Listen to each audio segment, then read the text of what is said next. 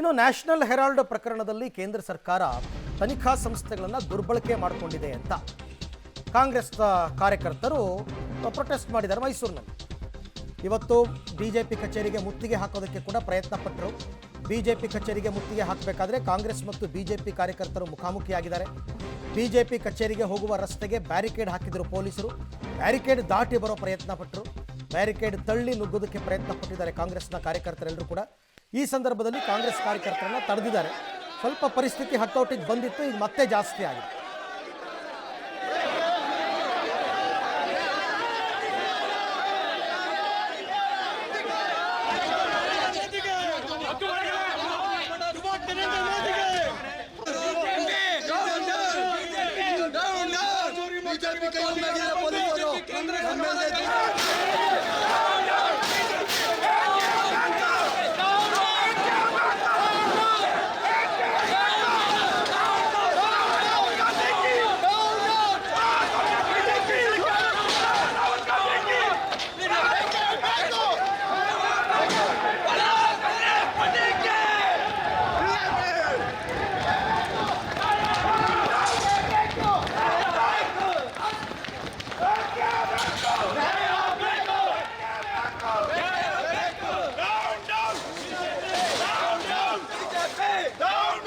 ಕಡೆ ಬ್ಯಾರಿಕೇಡ್ ಹಾಕಿದ್ದಾರೆ road beginning ಅಲ್ಲಿ ಮತ್ತೆ ಕಚೇರಿ ಹತ್ರ.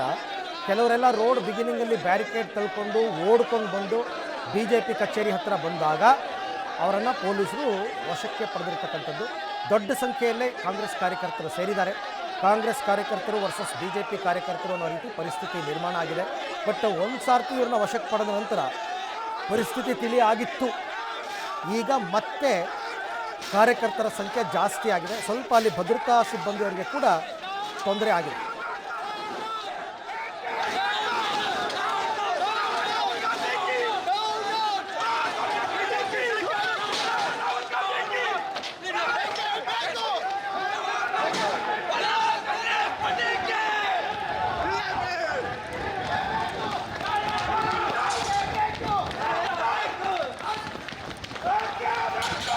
ಮಾಹಿತಿ ನನ್ನ ಕೊಲಿ ಕೆಪಿ ನಾಗರಾಜ್ ಅವರಿಂದ ಪಡ್ಕೊಳ್ಳೋಣ. ಕೆಪಿ, ಆಗಲೇ ತಾವು ಹೇಳ್ತಾ ಇದ್ರಿ ಕಾಂಗ್ರೆಸ್ ಕಾರ್ಯಕರ್ತರನ್ನ ವಶಕ್ಕೆ ಪಡೆದ ನಂತರ ಪರಿಸ್ಥಿತಿ ತಿಳಿ ಆಯಿತು ಅಂತ. ಈಗ ಮತ್ತೆ ಏನಾದರೂ ಶುರುವಾಗಿದೆಯಾ ಹೇಗೆ ಅಂತ?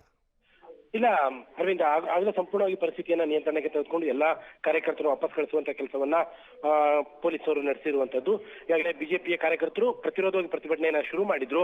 ಯಾಕೆಂದ್ರೆ ಬಿಜೆಪಿಯ ಕಚೇರಿಗೆ ಮುತ್ತಿಗೆ ಹಾಕೋಕೆ ಬಂದಂತ ಸಂದರ್ಭದಲ್ಲಿ ಅವರು ಕೂಡ ಕಚೇರಿಯಲ್ಲಿ ಇದ್ದಂತ ಕಾರ್ಯಕರ್ತರು ವಾಪಸ್ ಬರುವಂತ ಪ್ರಯತ್ನವನ್ನ ಮಾಡಿದ್ರು. ಈಗ ಸದ್ಯಕ್ಕೆ ಸಂಪೂರ್ಣವಾಗಿ ಪರಿಸ್ಥಿತಿಯನ್ನ ನಿಯಂತ್ರಣಕ್ಕೆ ಪೊಲೀಸರು ತೆಗೆದುಕೊಂಡಿದ್ದಾರೆ.